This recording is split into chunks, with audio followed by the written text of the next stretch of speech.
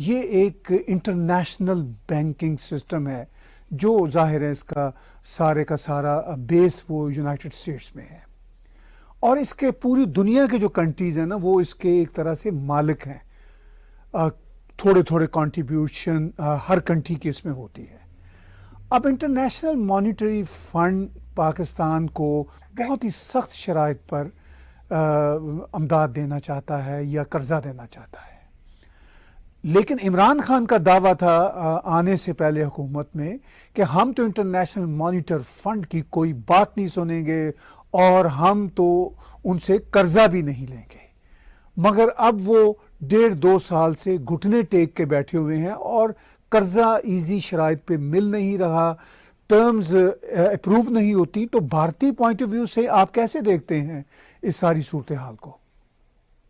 मुझे लगता है सर कि जो उन्होंने अपने फॉलोअर्स को वादे करे थे कि कटोरा मैं कशकोल तोड़ दूंगा और ये सब जो बड़ी बड़ी बातें करी थी खान साहब ने, वो सब लोग करते हैं सर। एज ए सियासतदान उन्होंने बातें करी। अब मुझे लगता है कंटेनर से अब नीचे उतर चुके हैं।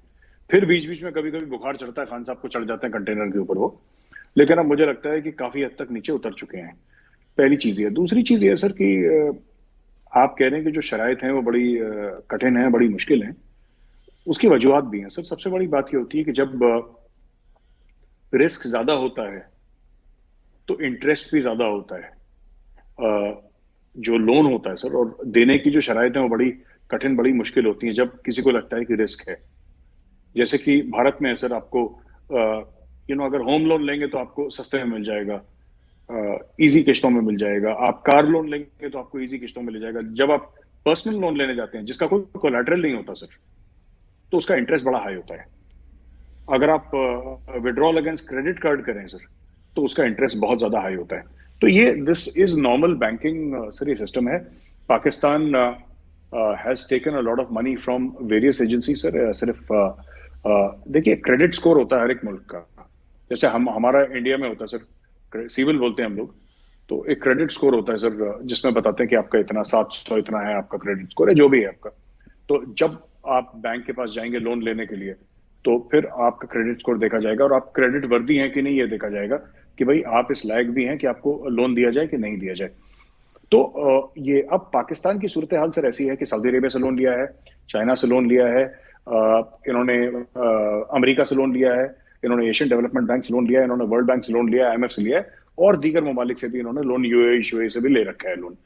अब इशू ये है ना सर कि वापस कैसे करेंगे। लोन की तो बेसिक शर्त ये होती है कि इसको वापस कैसे करना है। तो अब ये कह रहे हैं कि साहब ये IMF ने जो भी शराइत बड़ी मजबूत कर दी हैं, तो IMF को भी तो डर है। It is also accountable sir. IMF किसी ना किसी को तो जवाब देगा, अपने बोर्ड ऑफ डायरेक्टर्स को जवाब देगा। और उसके अंदर आपने बिल्कुल ठीक बोला कि जो पैसे डाले हैं वो सारे मुल्कों ने मिलकर थोड़े डाले, किसी ने कुछ डाले अपनी हैसियत के हिसाब से, अपनी औकात के हिसाब से मुल्कों ने पैसे डाले। अब कल वो मुल्क बोलेंगे साहब आपने सारा पैसा हमारा पाकिस्तान से दे दिया, आप जरा प्लान तो बताइए कि पाकिस्तान ये पैसा वापस कैसे करेगा। बिकॉज वो भी तो वहां के मुल्कों का सर टैक्स पेयर्स का पैसा है ना। It is account, that money has to be accounted for. तो जब उनको लगता है कि एक्सपोजर बहुत ज्यादा है इस अमाउंट का, पाकिस्तान को आपने $3 बिलियन दे दिया sir, Pakistan has no plan, no tangible plan कि वो वापस कैसे करेगा वो $3 बिलियन या $10 बिलियन वापस कैसे करेगा। क्या पास्ट में उसने वापस करे हैं? कि सिर्फ उसने ब्याज वापस करा है, जो इंटरेस्ट है वो वापस करा है, कि पाकिस्तान ने असल भी वापस करा है, प्रिंसिपल अमाउंट भी वापस करा है? ये सब लोग देखते हैं। उसके बाद शराइत और जिसको कहते हैं कि और ज्यादा सख्त होती चली जाती हैं। तो पाकिस्तान के केस में ये हो रहा है, it has a bad credit history. Pakistan has got a bad credit history sir, इसलिए ये प्रॉब्लम हो रही है पाकिस्तान को। तो मेरी साहब, जो सिचुएशन है पाकिस्तान के इकोनॉमिक क्राइसिस की, वो भारत पर क्या कोई इम्पैक्ट करेगी? जैसा कि मिस्टर सिद्धू कभी कहते हैं, जो भारत के पंजाब के पॉलिटिशियन है, कि हम पाकिस्तान के साथ तजारत करना चाहते हैं। तो ये जो बैड क्रेडिट हिस्ट्री है, ये भारत के साथ किसी किस्म के फाइनेंशियल इम्पैक्ट को लेकर आती है? मुझे नहीं लगता भारत को कोई फर्क पड़ेगा सर। पाकिस्तान के इकोनॉमी चले कलाप्स हो जाए, हमें तो कोई लेना देना नहीं। जहां तक सिद्धू की बात है, सिद्धू का एक खास वोट बैंक है। सिद्धू को इकोनॉमी की समझ है नहीं, सिद्धू को खैर किसी चीज की भी समझ नहीं है। सिद्धू को बेसिक ये समझ है कि मेरा फायदा कहां पे है। पहले कैप्टन अमरिंदर सिंह को अड़ंगी लगाई उसने, फिर अब जो चन्नी साहब हैं, जो मुख्यमंत्री हैं, चीफ मिनिस्टर हैं, वजीर आला हमारे भारत के पंजाब के, उनको अड़ंगी लगा रहा है किसी तरीके से वो बन जाए चीफ मिनिस्टर, किसी तरीके से उसकी चले, बस यही है। अभी सुना है कि दूसरी पार्टियों में भी वो ताक झांक कर रहा है कि कांग्रेस में दाल नहीं गली तो कहीं और भाग जाऊंगा मैं। तो ये चीज है। दूसरी चीज ये है कि जो कहते हैं कि भारत चाहता है पाकिस्तान से ट्रेड करना, सिद्धू कौन होता है? सिद्धू कौन होता है कहने वाला कि भारत चाहता है कि नहीं चाहता? वो भारत की कैबिनेट डिसाइड करेगी, भारत के प्रधानमंत्री डिसाइड करेंगे। दूसरी चीज है, और ट्रेड भारत ने तो बंद नहीं करी, ट्रेड तो पाकिस्तान ने बंद करी थी। तो अब सिद्धू, जिसको बड़ा भाई कहता है इमरान खान को, उसको बोले अपने बड़े भाई को कि भैया ऐसा हो गया है, कुछ करो। तो उसका बड़ा भाई अगर सचमुच है तो कुछ करेगा। वैसे इंडिया को कोई फर्क नहीं पड़ता सर, पाकिस्तान ट्रेड करे तो अच्छा, ना करे तो और भी अच्छा, क्योंकि पाकिस्तान मईशत के मामले में बहुत छोटा है और हमें ऐसा कोई टेंजिबल फायदा नहीं है सर। ये 100, 200, 500 करोड़, 1000 करोड़, 5000 करोड़ की ये तो सर ये नकली मामला है सर। ये इतना तो जयपुर के सर जौहरी बाजार है सर, इससे ज्यादा ट्रेड तो वहां पे हो जाती है महीने में सर। जहाँ पे ज्वेलरी बिकती है ना जयपुर में सर, बड़ी मशहूर है भारत की सबसे जो टॉप जो ज्वेलरी के मार्केट्स हैं, जौहरी बाजार। जौहरी बाजार के अंदर, जयपुर के अंदर सर इससे ज्यादा ट्रेड हो जाती है। क्या बात कर रहे हैं पाकिस्तान इंडिया की ट्रेड, ये बेकार की बात है।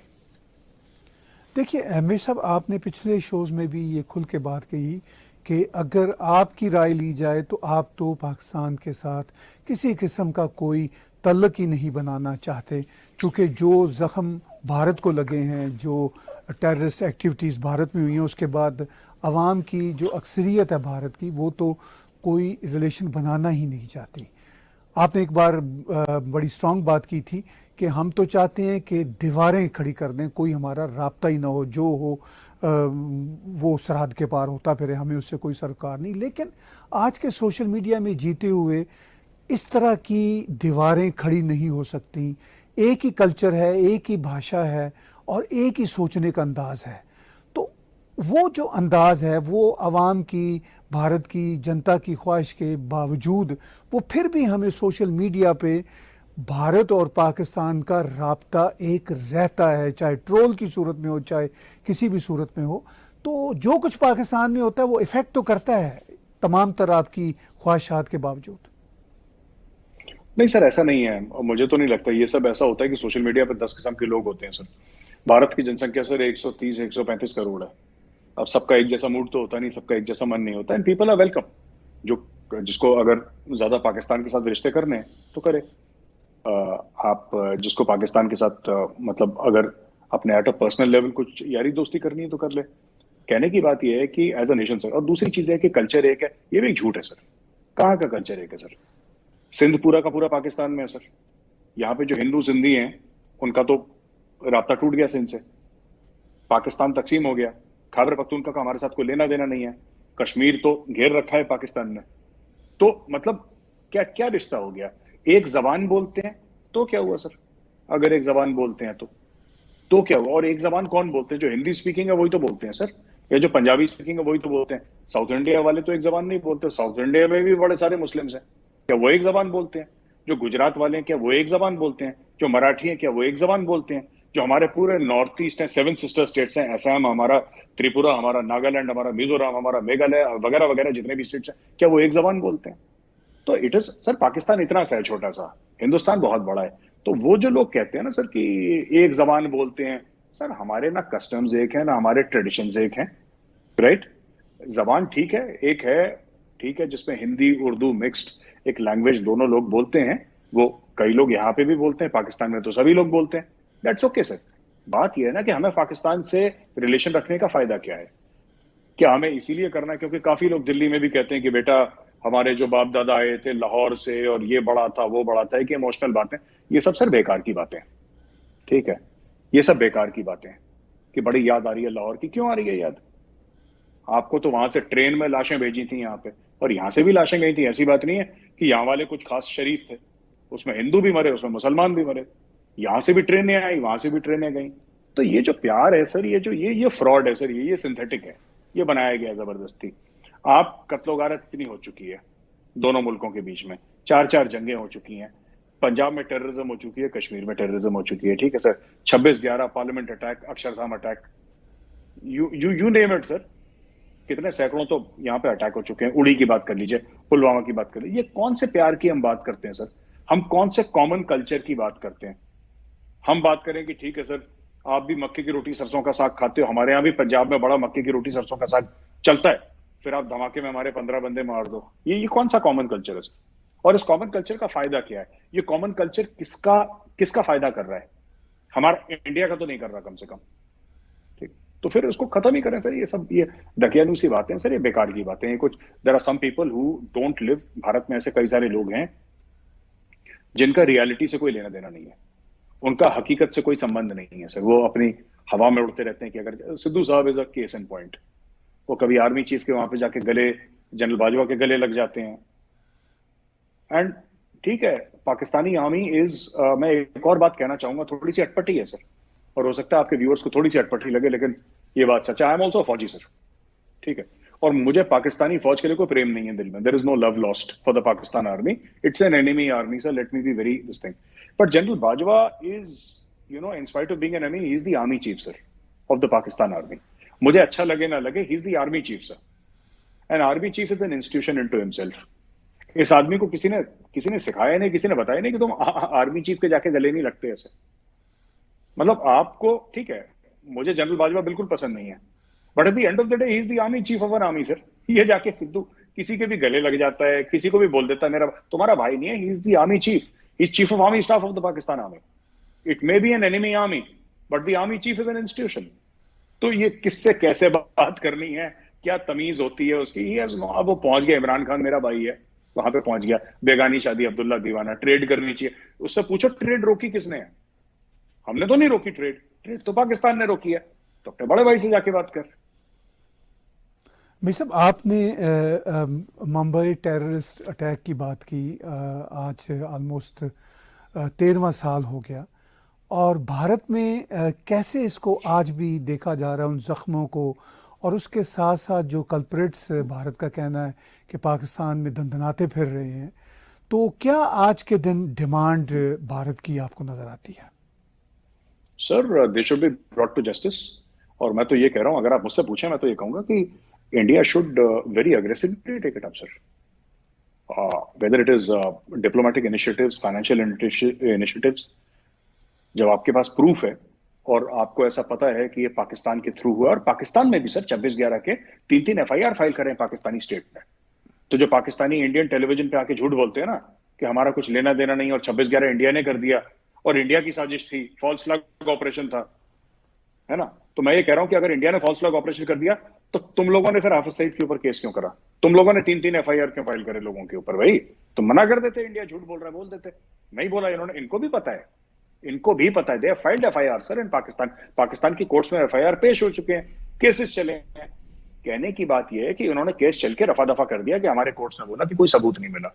But the fact of the matter is, जो इतने सारे लोग मर गए सर बॉम्बे में, जो फॉरेनर्स जो गेस्ट आए थे उनकी जानें चली गई, जो हमारे पुलिस वाले, हमारे एनएसजी वाले जो शहीद हो गए वहां पे, right? There should be some accounting for lives, there should be some accounting for life, and it is the job of the government to hold those people responsible, sir.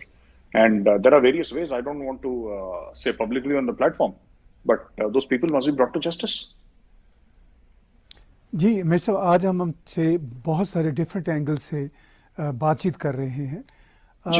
Pakistan में एक और बहस सोशल मीडिया पर भी और even conventional media पर भी चल रही है, और पाकिस्तान जैसा कि हर सोसाइटी की तरह डिवाइडेड है, लिबरल लोग भी हैं, रवायती लोग भी हैं, और पाकिस्तान के केस में ख़ास तौर पर प्रो एस्टेब्लिशमेंट एक बहुत बड़ा चंक होता है।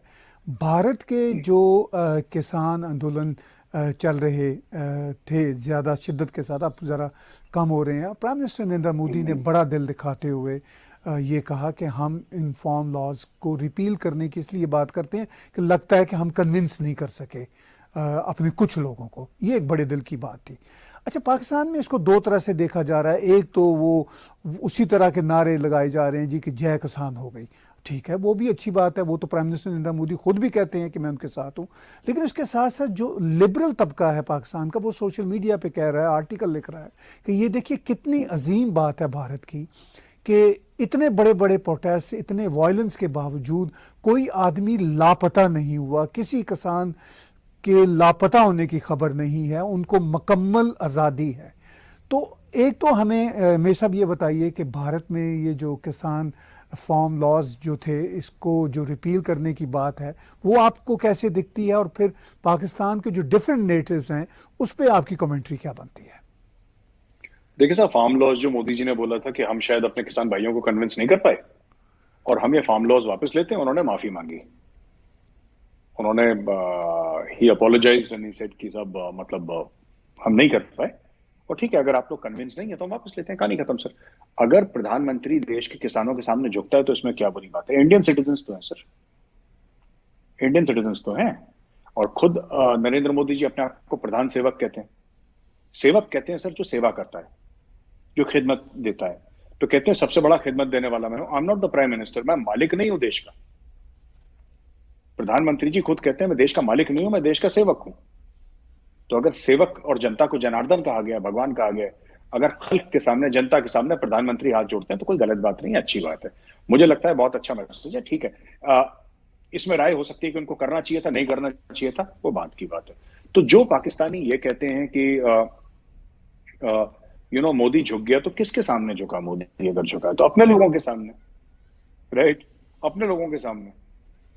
मोदी किसी आईएमएफ के सामने तो नहीं झुका ना सर, किसी वर्ल्ड बैंक के सामने तो नहीं झुका, किसी चाइना, किसी अमेरिका, किसी सऊदी अरेबिया के सामने तो नहीं झुका ना। अपने भाइयों के झुकने में कैसी शर्म है? अगर आप मेरे बड़े भाई हैं, मैं आपके सामने झुक जाता हूं तो कौन सी शर्म है? That's all right.